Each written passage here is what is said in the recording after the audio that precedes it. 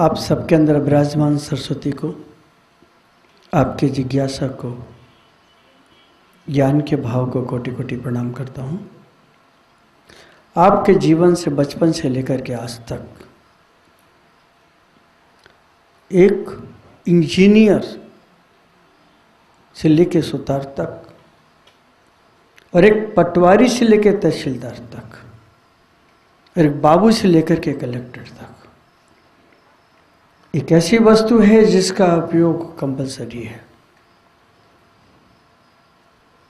और आप लोग भी करते हैं। हर एक के जीवन में आवश्यक है।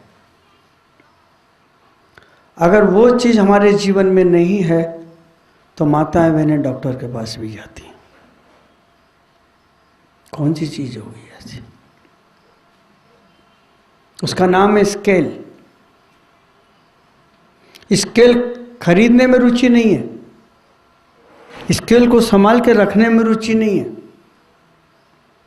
लेकिन दूसरे को नापने में रुचि है। ये है समझ में? स्केल का अर्थ समझते हैं? बोलिए। स्केल खरीदने में रुचि नहीं, संभाल के रखने में रुचि नहीं, लेकिन हम स्केल से दूसरे को हमेशा नापते हैं। कॉफी बनेगी तो 1/4 की है या कितनी बड़ी है, किससे नापेंगे? कपड़े बनेंगे तो किससे नापेंगे? कमर कितनी है? 28 इंच। किससे नापा?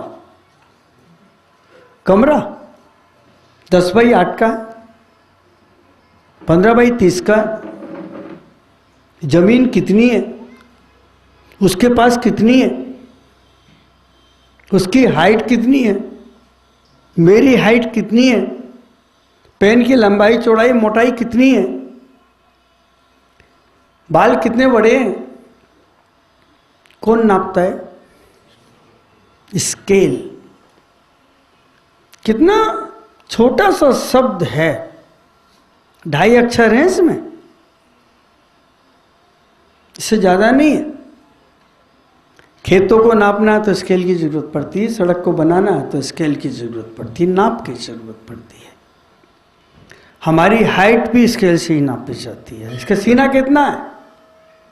36 इंच का है, मिलिट्री के लायक जवान है। एक छोटी सी चीज हमारी जिंदगी में उपयोगी होते हुए भी हम उसके मीनिंग को, उसके अर्थ को, उसके रहस्य को भी नहीं समझते। और हमारी जिंदगी की सबसे बड़ी भूल यह होती है, या सबसे बड़ी गलती यह होती है कि हम दूसरे को नापते हैं, अपने आप को नहीं नापते। फलाना व्यक्ति ऐसा है, कमजोरियां देखते हैं उसकी, दूसरों के पास लेकर के जाते हैं।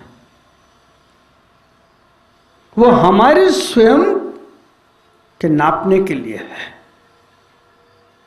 स्वयं की गहराई देखने के लिए है, स्वयं की अच्छाइयों को वृद्धिंगित करके हम अपनी हाइट को देखें, इंटरनल हाइट को देखें, थिंकिंग पावर देखें, पॉजिटिव है नेगेटिव है, हम नहीं देख रहे। अभी सर कह रहे थे कि अब आप लोग आगे बढ़ेंगे और आप सर्विस में भी जाएंगे, तो वहां पर भी आपका यही स्केल देखा जाएगा, एजुकेशन का। आपकी योग्यता देखी जाएगी। आप हमेशा एक शिकायत करते हैं कि उसको इतना मिला, हमें इतना मिला। उसको जो मिल रहा है उसकी हाइट को देख रहे हैं, उसके पैसे को देख रहे हैं, लेकिन जो आपको मिल रहा है उसके ऊपर आपकी नजर नहीं। हमारे पास कम है, हमेशा आप दूसरे की कमजोरियों पे नजर रखते हैं, अच्छाई पे नहीं। तो स्केल का उपयोग क्या किया आपने? आपकी बुद्धि का स्केल बिल्कुल प्योरेस्ट है, पॉजिटिव नहीं है, निगेटिव है। और जब बुद्धि का स्केल जब पुरेस्ट होता है, नीचे की तरफ गिरता है, तो हम सज्जन पुरुष में भी कमी खोजते हैं। जब और निकृष्ट हो जाता है तो दूसरे के चारित्र में, संत पुरुष में भी कमी खोजते हैं, क्योंकि हमारा देखने का नजरा, हमारे जीवन की स्केल या बुद्धि का स्केल इतना गिरा हुआ है कि हम उसके सद्गुणों को देख करके प्रसन्न भी नहीं होते हैं। स्केल स्वयं के लिए है, ना कि दूसरे के लिए है। दूसरे की लंबाई ऊंचाई, गुणों की लंबाई ऊंचाई, चारित्र की ऊंचाई लंबाई, धन प्राप्ति की लंबाई ऊंचाई, धन के संग्रह की लंबाई ऊंचाई, आप जिस बुद्धि के स्केल से नाप रहे हैं उसमें उसकी हानि नहीं, हानि तुम्हारी है। एक विद्यार्थी अगर कहीं कम नंबर लेकर के आता है, एक विद्यार्थी अगर कहीं कदाचित फेल हो जाता है, तो सारे लोग उसको नापते हैं, कहते हैं ना इसको मैं नाप के छोड़ूंगा, स्केल। इसी से स्कैंडल बने हैं सब। मैं शब्दों के साथ बातचीत करता हूं हमेशा। वो तो पढ़ता नहीं है, गलत संगति में, उसको बहुत घमंड था। अच्छा हुआ, माँ बाप भी यही बोलेंगे, तेरी संगति खराब है, तेरी दोस्ती खराब है, तूने इतने रुपए खर्च कर दिए, तेरे नंबर नहीं आए, देख उसके नंबर कैसे आए। उसको टॉर्चर करते हैं, हम उसकी मजाक उड़ाते हैं। दूसरे गिरते हुए व्यक्ति को देख करके मजाक उड़ाने में, उसे नापने में, ये सोचना है कि इसमें हानि किसकी है, वो आपको सोचना है। क्योंकि हम जैसा करेंगे, जिस कर्म को करेंगे, वो कर्म रिवर्स होकर के हमारे पास आएगा। आप एक गेंद की तरह हो जाते हैं और वो व्यक्ति दीवार की तरह हो जाता है, और दीवार में जब गेंद टकराती तो अपने हाथ में वापस आती है। जो बहुत जल्दी जल्दी चौके छक्के लगाते हैं, वही जल्दी से लपक ली जाते हैं। तो जो लोग ज्यादा वाइड बॉल खेलने की कोशिश करते हैं, वही आउट होते हैं।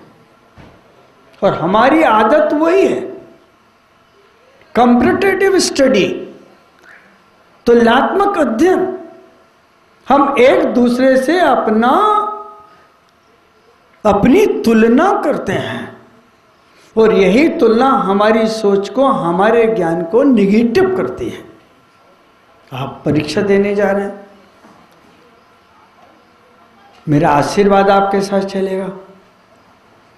मैं प्रतिदिन भगवान से एक ही प्रार्थना करता हूं कि हे प्रभु, एक तो तृतीय विश्व युद्ध की कभी भी कल्पना ना हो। दूसरी कल्पना करता हूं कि जहां यह पुष्पगिरी स्थित है, उसके आसपास का किसान कभी भी महामारी से या सूखा से ग्रस्त ना हो। तीसरी कल्पना करता हूं कि हमारे यहां जो छात्र विद्यार्थी आते हैं, वो ध्रुव तारे की तरह चमके और सबकी सेवा में संलग्न रहे, उनका परिवार भरा पूरा रहे। ये मेरी डेली की कल्पना। इसीलिए मंदिर जाता हूं, मैं अपने लिए नहीं जाता मंदिर, क्योंकि मुझे को अपने आप को मंदिर बनाना था, बना लिया। मुझे आपकी कमजोरियां नजर नहीं आती। मैं आपकी कमजोरी देख करके अपने आईक्यू को प्यूरेस्ट नहीं करना चाहता। मैं अपनी थिंकिंग को नेगेटिव नहीं करना चाहता। हम जब जब दूसरे के अंदर कमी खोजते हैं, दूसरे की बुराई करते हैं, दूसरे पर व्यंग कसते हैं, तब हमारे स्वयं के भीतर से हम पतित होते हैं, नीचे गिरते हैं। हमारा सम्मान घटता है, हमारा विश्वास घटता है, हमारा मैत्री का भाव समाप्त होता है, हमारे अहंकार पैदा होता है, हमारे अंदर राग द्वेष पैदा होते हैं, और हम दूसरे की दृष्टि में कैसे नजर आते?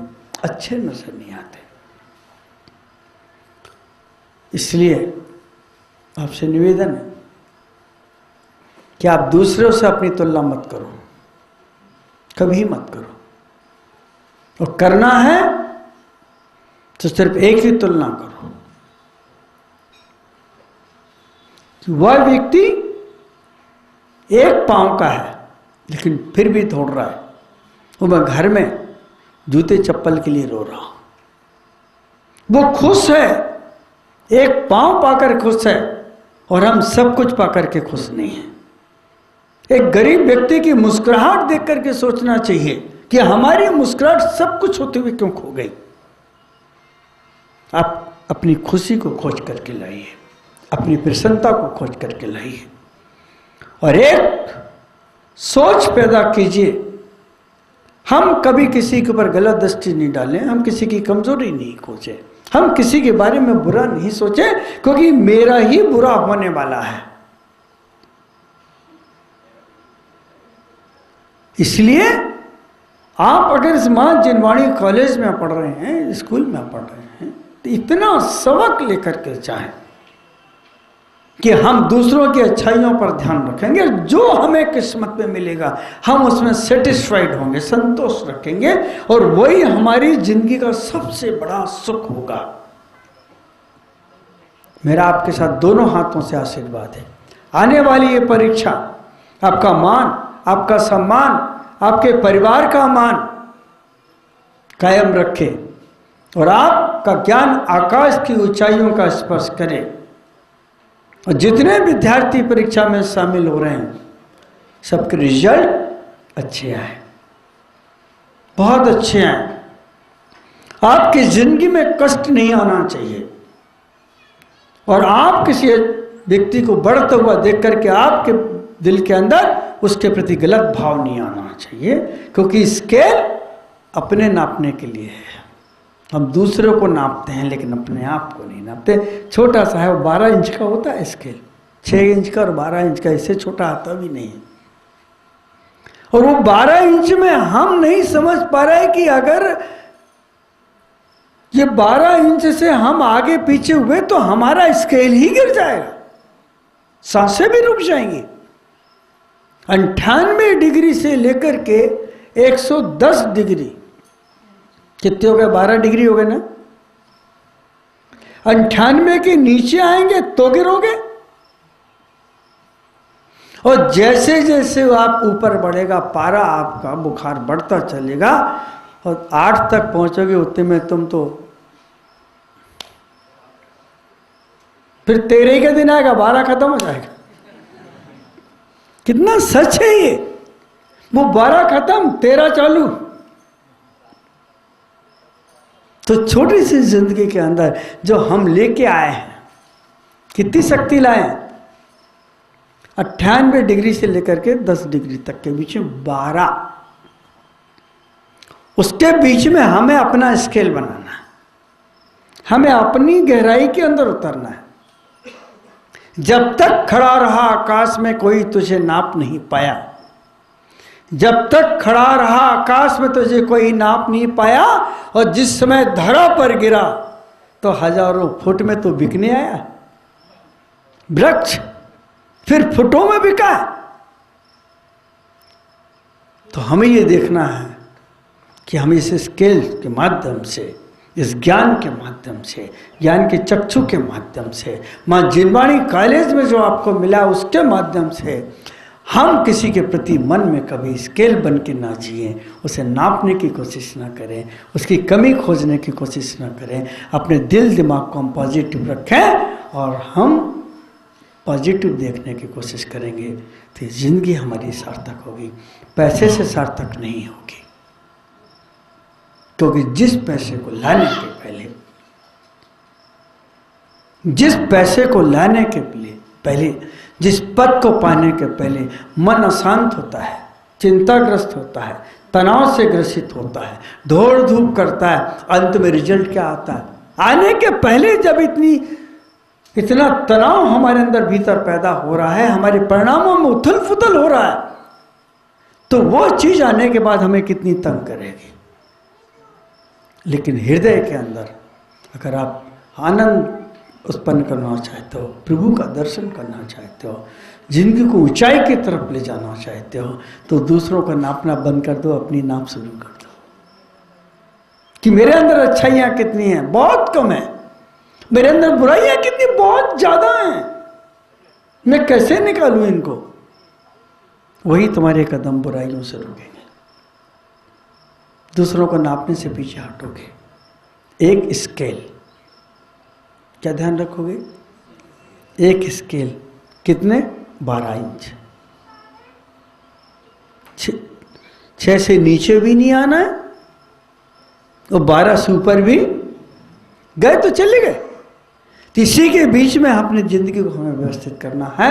जिंदगी का जितना भी नाप दंड होता है, चाहे वृक्षों का लें, घर का लें, मैदानों का लें, वस्तु का लें, ब्लैक बोर्ड का लें, कपड़ों का लें, कमर का लें, सीने का लें, आंखों का लें, सब स्केल के अंदर। कितना प्यारा शब्द है ये स्केल। कहते हैं ना, इसका स्केल गिर गया, स्टैंडर्ड गिर गया, इसके विचार बदल गए। उतार चढ़ाव जिंदगी में सबके साथ आते हैं बंधु। आप खुशी से जाइए आज यहाँ से। भगवान से दुआ करके आया हूँ, प्रार्थना करके आया हूँ कि आपको सफलता दे और आपके ये संस्कार हमेशा कायम रहें। और जब भी कहीं किसी को नापने का मौका आए तो सोच लेना मेरा नाप कम हो गया आज। उसी दिन सोच लेना मेरा